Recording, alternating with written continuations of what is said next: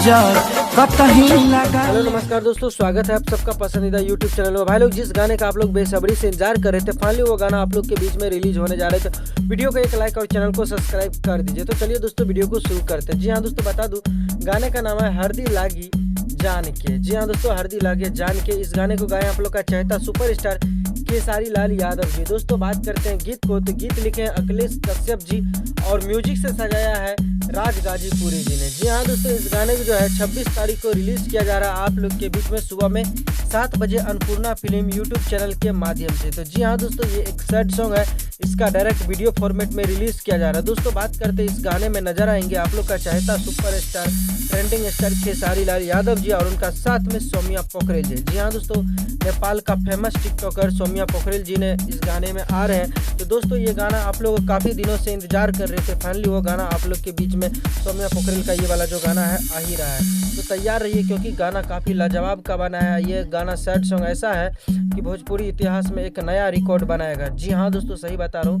भोजपुरी इतिहास में ये नया रिकॉर्ड बनाएगा। इस तरह का गाना बना है। तो गाइस, वीडियो पसंद आती है तो लाइक सब्सक्राइब कर दीजिए।